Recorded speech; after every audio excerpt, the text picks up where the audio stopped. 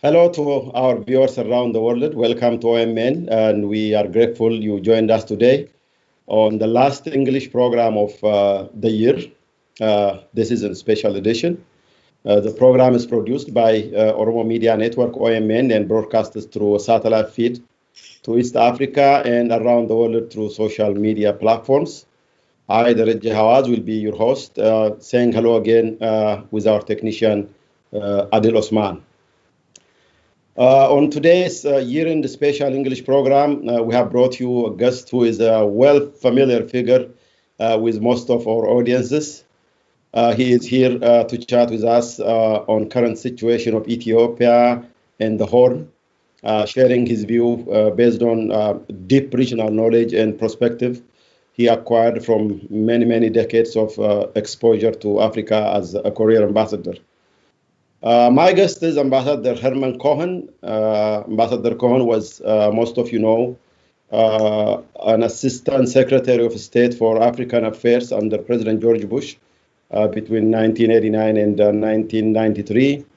And his involvement as a Chief American Mediator, that you recall on May 20th, 1991, is pretty much etched in Ethiopia's history at one very important historical transition.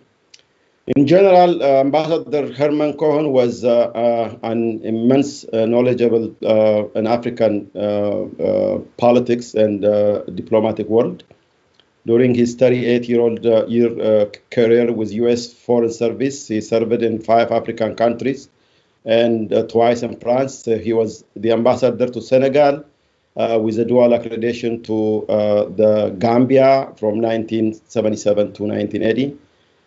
During assignment here in Washington, he also served as a special assistant to President Ronald Reagan between 87 and 89, principal deputy assistant secretary for intelligence and research.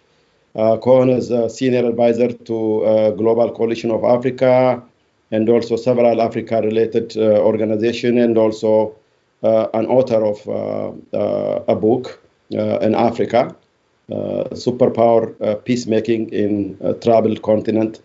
That's a 2000 book. So after this introduction, I want to say thank you to Ambassador Cohen for taking your time and coming to OMN here to chat with us. And Ambassador Cohen, again, thank you for joining us. You're welcome. I'm very happy to be with you.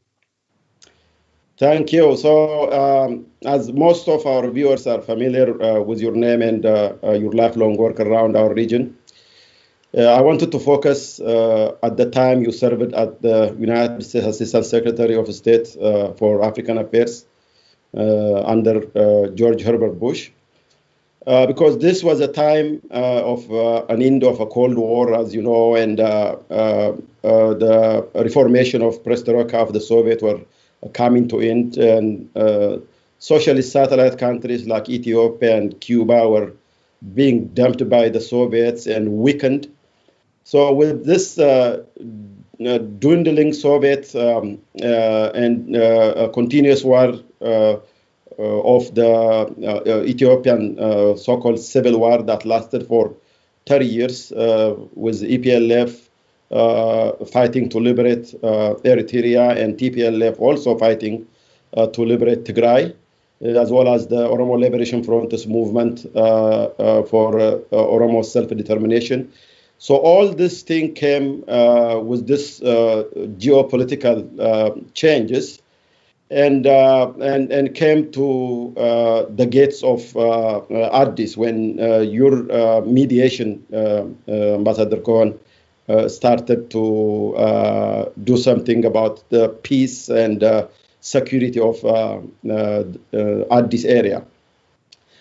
So I think my first question want to touch a little bit of past history, because our viewers might be interested to know, because there should be a relevance between what happened in that junction of history and what is going on today, and possibly with national dialogue or whatever it takes to straighten out Ethiopia's current mess.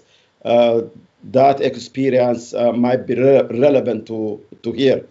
So I wanted to ask you, in that 1991 intervention, peaceful resolution attempt by United States, what exactly was U.S.'s preference or goal, and do you think that goal was achieved or met? Because the reason I ask you this is more often than not, the Western powers follow different measurement based on a given region or country's significance to their political and economic interests than tracing root causes and suggesting a correct prescription to bring lasting peace.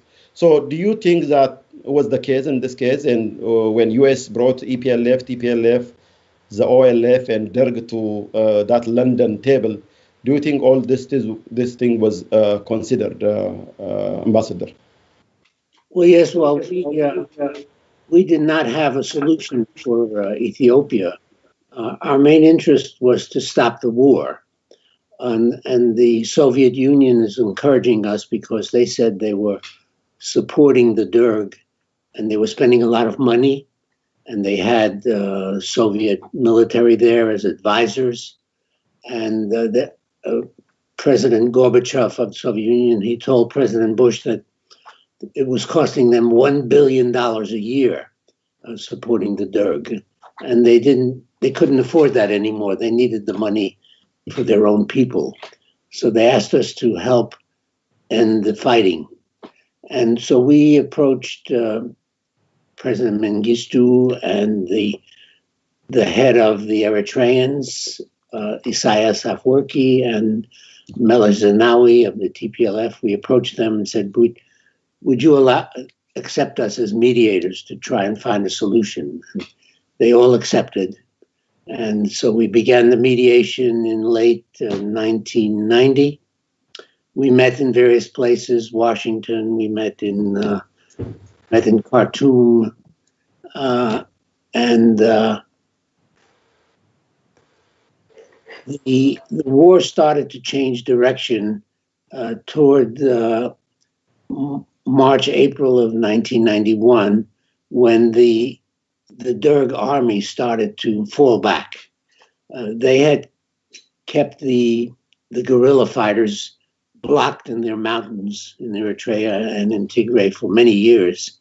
But all of a sudden, toward the end of 1990, early 1991, the Ethiopian army started to fall back toward Addis, and that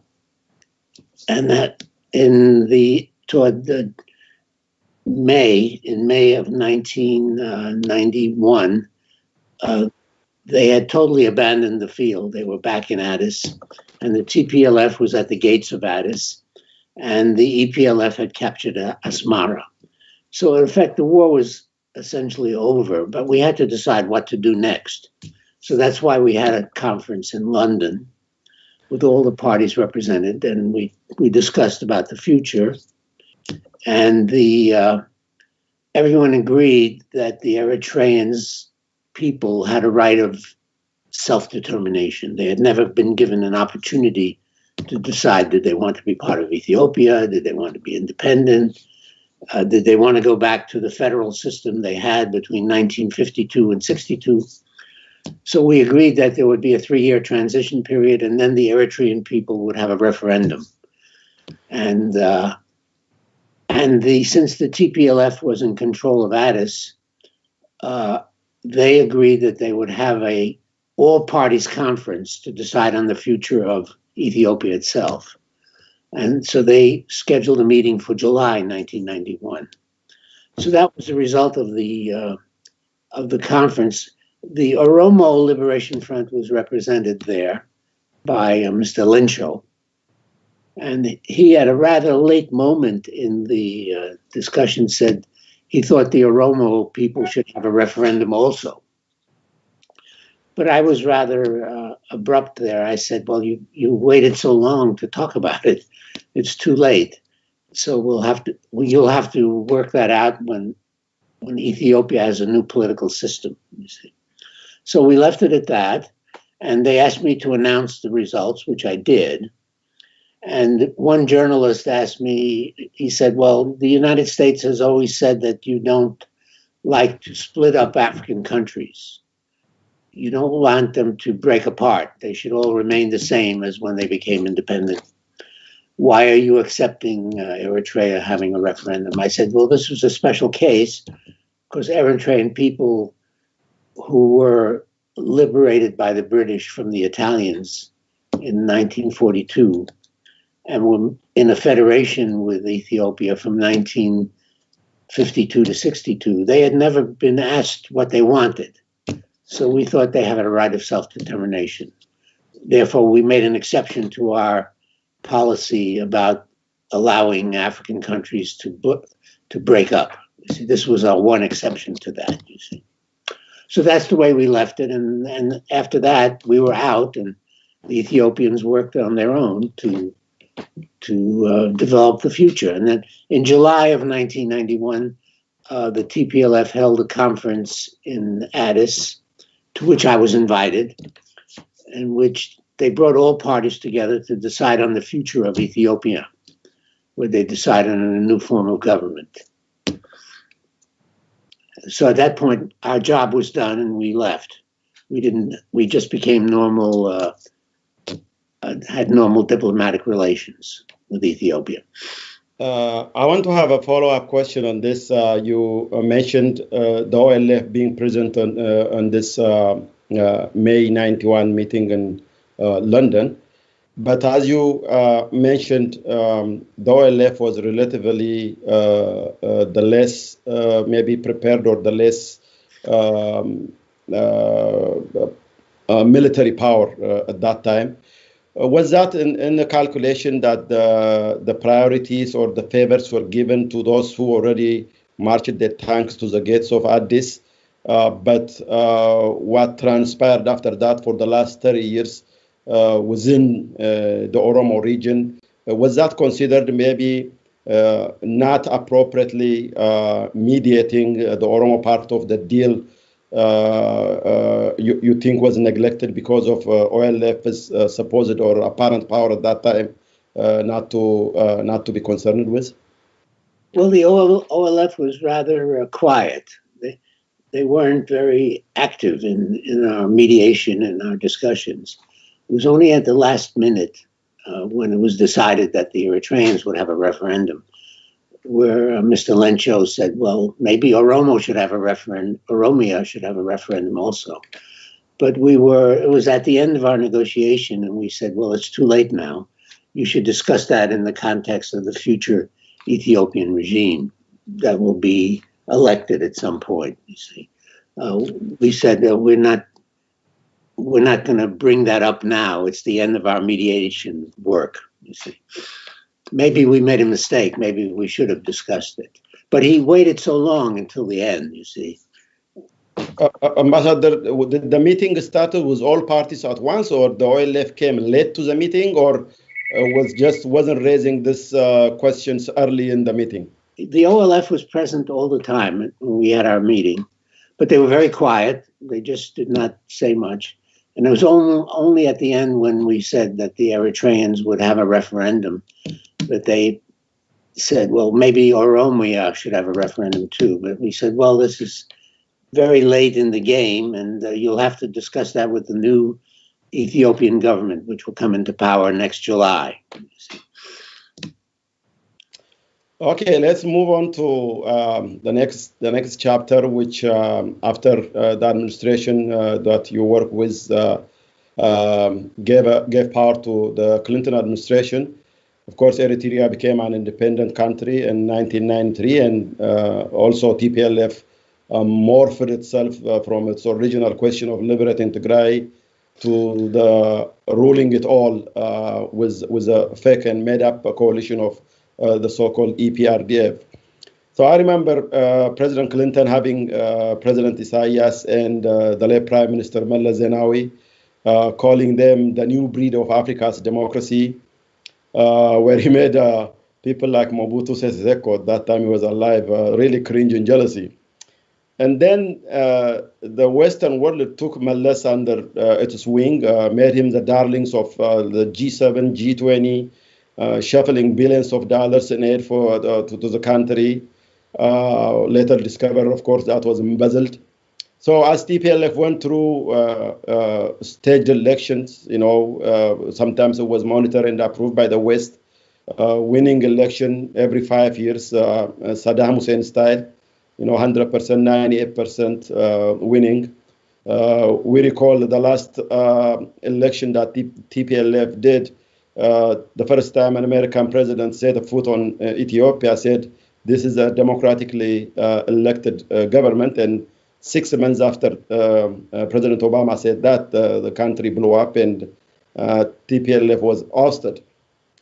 So my question in this regard with this base is, Ambassador Cohen, what was the fundamental understanding of the West in general, from the diplomatic circle to the political powers and all the Western capitals? What is the understanding of like in developing world political chaos, especially? Is this a policy of like this fits all kind of glove, or things like that? For example, does it understand if, in particular in Ethiopia, whether the question is all Ethiopians are fighting for a democratic system?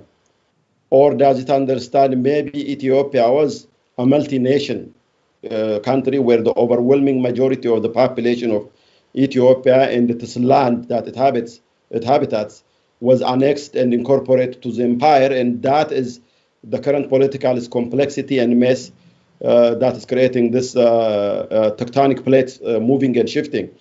Does it understand it from this perspective, or even have some kind of expert level studies to go deep down to root causes, to come up with, the right prescription to remedy this problem? So, do you think this is negligence? It is based on, what kind of power in the region you have, what kind of economic benefits you provide to the global, the U.S. or Western interest? Is this calculated just to neglect, not to identify the root causes, and we come back to this table again and again? Can you reflect on that, Ambassador? Well, I think the various administrations always saw Meles Zenawi as someone who had interest in economic development, and he wanted to reduce poverty and do good things for the Ethiopian people. This was the impression that most people had, and he was very good at talking, at being a statesman-like speaker himself, in dealing with other heads of state. So therefore they overlooked the fact that it was a one-party dictatorship, basically, and the idea of being a federation was false, of course, but they overlooked all of that. I remember friends in Ogaden telling me that the results of the Ogaden election were known 1 week before the actual election. So everything was dictated from Addis. So nobody was under any illusions, but Ethiopia was such a good ally of the United States. They were willing to fight against the Al-Shabaab in Somalia and that sort of thing. And they believed in private investors, and they believed in economic development. So we saw Ethiopia as a potentially successful African country. And we overlooked the fact that it really did not have democracy. Well, democracy was very rare in all of Africa. Yes, if you just add, and reflect on, as far as working hard and, drilling a little deeper to see what social problems create all this mess, than, pre-judging it or misdiagnose it. In that regard, do you think there is a level of difference between regions to regions? Maybe some regions, or because of their economic or geopolitical insignificance, are they neglected not to be seen as the source of the critical problem is, do you think? Well, the United States government doesn't want to really get too much involved in internal politics of various countries. If you had bad relations with every undemocratic country in the world, we would have very few good relations. Maybe 25 countries are democratic, mainly in Europe, in East Asia. So we cannot have our foreign policy based only on whether a country is democratic or not. There are many factors. There are regional security issues. There are health issues. There are all sorts of things. So we found that our relationship with Ethiopia was worthy of being a good relationship, despite the fact that underneath, the Ethiopian people did not have the benefits of democracy. But they didn't have it under the emperor either, right? They didn't have it under the Derg either. So, but at least they were at peace, and they were allies of the United States in fighting Islamic terrorism. So these are various factors that are considered. We just don't consider whether a country is democratic or undemocratic. Very well. Ambassador, your Korean ambassador, you're a very experienced ambassador, especially in Africa, and you have immense knowledge in the region. And most often, the people in the region think and suspect that the Western world is too lazy not to see what the actual problem is. Again, the root cause of the problem is to get a lasting solution. So basically, whatever dictators define themselves with, as long as they lined up with America's or Western's interest, they will be tolerated. So that leads me to the current regime that led by Abiy Ahmed. And again, I'm curious to know, what is in your mind, and also what you think the Western world's mindset is about Prime Minister Abiy Ahmed. So as the West got it wrong with Tplf that we just discussed about, empowering Meles and that dictatorial regime, I'm wondering if the same error is being repeated here with Abiy's case, because domestically, Abiy was taken as a member of EPRDF, as a member of the previous Tplf dictatorial system. But as a part of a reformist group, he was given a responsibility to transit the country, and he was given this responsibility as an insider to EPRDF, not as in the Western world. Now we hear, even during his the speech that was made during introducing him for the Nobel Prize, he was touted as he was an outsider who came to rescue Ethiopia or to fix what was the ill of Ethiopia was, which is again a wrong analysis. So this outsider label now stuck, and even led him to, of course, the Nobel Prize. The diplomatic bandwagon came through, and there was a lot of honeymoon type of things went on. So before we dig in about the aftermath of Abiy Ahmed's tenure here so far, and about the current flourishing conflicts and all that, what is your general understanding and assessment about the emergence of Abiy Ahmed to this political landscape in Ethiopia? Well, the name of the government is the Federal Republic of Ethiopia, but I don't see any sign of federalism. Mm-hmm. I don't think Prime Minister Abiy really intends to have federalism. If he did, then he wouldn't be making war in Tigray. I don't see why there was a necessity to have a war. If Tigrayans had an election, that's okay. You can just say it's an illegitimate election. I don't recognize it. You don't have to send your army to fight them. So I think the United States is quite disappointed that the person who won the Nobel Prize 1 year later started a war. And in fact, I have a Twitter feed myself, and yesterday I said that his Nobel Peace Prize should be revoked because of what he did in what he is now doing in Tigray. I think they could have settled the Tigray problem through negotiations or through dialogue or through an election in general like that. So I think there's basically disappointment that Ethiopia has gone back to fighting, because this seems to be the history since the end of the Second World War, the internal fighting. So I don't know if the U.S. government has a particular opinion about Prime Minister Abiy, but I'm disappointed, frankly, myself. Well, let's move on just to this Abiy's tenure here. And as you know now, it's a world secret that the country is in a state of political lockup kind of stuff.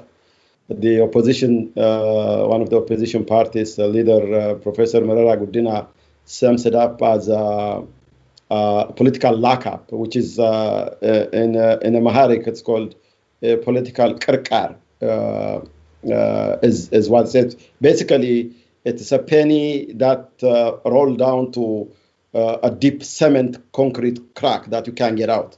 That kind of almost hopeless situation, because to go back and just revisit, Abiy took a couple of years to build power while promising all the goods that he was set to do. And of course, spend more time building a brand, keep changing names of the organization to today's, I think, Prosperity Party, consolidating all the power and paving a long-term dictatorial road. Yes, of course, at the beginning, he permitted opposition groups from outside to come in, and also the very party that he worked for jailed hundreds of political prisoners. He set them out. So he showed some kind of political gesture that, everyone thought that we're going to this transition. But immediately he showed a profound difference in his ideological outlook. He pretty much, as you just mentioned, became almost the anti-federalism of Ethiopia's own constitution, only federal constitution. He identified himself with the old and oppressive Ethiopia and walked away from oppressed people, ridiculing their historical questions and creating ties with the unionists. Then, when he thought he collected enough power from here and there, of course, he started taking measure and acting all this out to get us to where we are today. At this point, hundreds of, thousands of opposition political party members and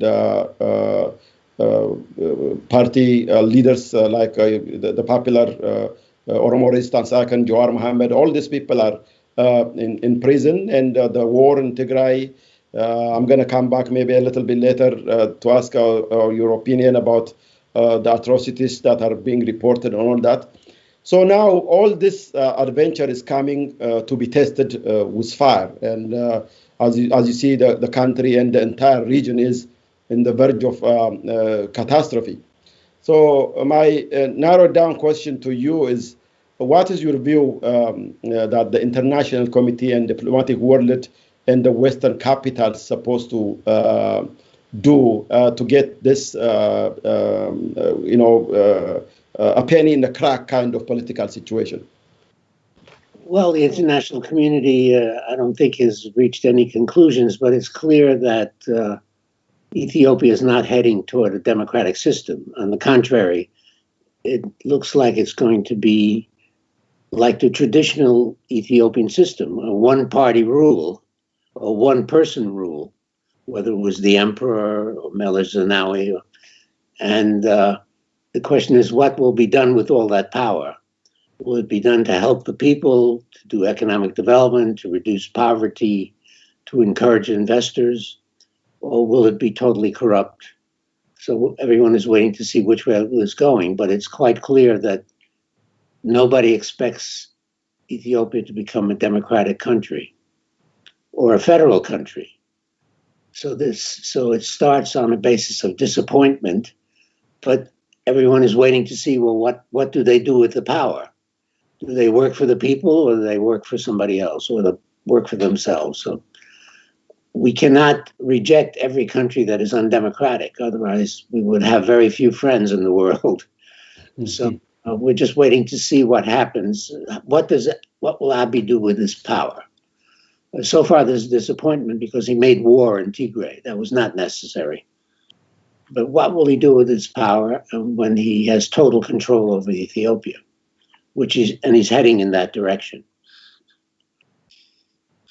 A follow-up question on this one, bringing you to the currently announced election. I think next year by June there will be an election. Speaking of, in particular, the Oromia region, the largest region in the country, and also the most populous region in Ethiopia. So there is only one party standing for election, which is the Prosperity Party. The rest, all the opposition parties, about 90% of their members are in prison, including their leaders. Almost 100% of opposition party offices are closed, shut. While none of a few candidates that are not in prison, they're not allowed to collect signatures to compete. And the opposition party that is registered to participate in a democratic system peacefully, the leaders are not allowed to gather even 5 people for any kind of meeting. It is completely banned. They can't call rallies, peaceful rallies. They can't call anything. So it is at this stage that the government is, forcing to have this election and to get some kind of legitimacy from, especially the Western donors and all. So, what you make of this Russian election before some kind of national dialogue that should supposed to get out of this mess? What's your observation on this? Well, I can make a prediction. I believe, and I'm willing to bet money, $1,000, that the Prosperity Party will win the election. It's a sure thing, and they will take total power in Ethiopia. So I think the international community will accept that. But the question is, what will they do with their total power? How will they continue to oppose the Al-Shabaab? And will they be willing to accept private investors? Will they be willing to use government resources to reduce poverty, to build schools, hospitals, and that sort of thing? How will they treat the people with their total power? And that's the way the international community will judge it. But nobody will say, oh, because they're not democracy, we don't want anything to do with them. That's not the way the international community works. Yeah, I'm not going to bet against you, Ambassador. I don't want to lose it. I mentioned it earlier. This is an election, as it was with Tplf, every 5 years winning 98% of the vote, or as Saddam Hussein, 100% of the time winning. So, but will the people vote? Let's say it again. Your sign. Will the people vote? Will they boycott the election? That's going to be interesting to see. Yes, that's a very, very interesting angles that maybe opposition leadership should think about. Yeah, we will talk about it maybe in another time, and also this media is also concerned with that. So basically, I'm not betting against you on that, as history shows. So going back to the current this couple of months, there are a lot of local and international conflicts going on around the Horn. Basically, the war against Tplf was, of course, designed supposedly to root out the TPLF gangs. They named them junta. I don't know how it's translated to junta, but whatever their name was, they were bad people. They were going after them.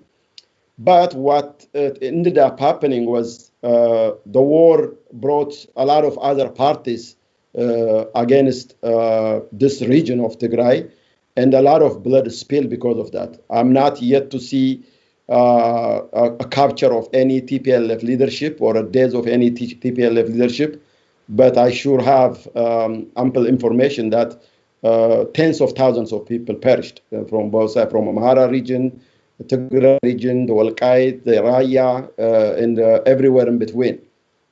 You even recall the Makadra situation where very, very atrocious genocidal kind of things went on.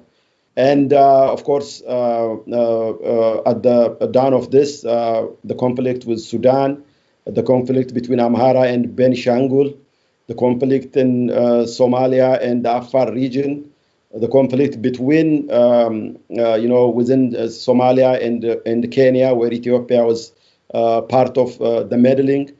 All this is pushing huge fire or benzene to this. So, what is your observation, especially focusing on the atrocities? Do you think a war crime committed on this war, and maybe people should fear they might find themselves an ICC and courts like that in the future? Well, I don't have many details about human rights, humanitarian violations. I'm sure they took place, just from what I read in the press. There have been many horrible human rights violations. So I fully expect that the prosecutor of the ICC at one point will start investigating, especially after the war is over. And I don't know who will be looked at, but I'm quite convinced that there is a case for ICC prosecution here. And I think we must remember about the TPLF, the Derg, the army of the Derg that you served in, they fought the TPLF for, I think, 18 years. And they were unable to defeat the TPLF, right? And the TPLF defeated them. So I'm not sure that the federal army under Prime Minister Abiy will be able to defeat the TPLF in their mountains there. And remember Cohen's law about insurgency. Every insurgent army has an outside partner. Now, who is the outside partner of the TPLF? Do you think they have one?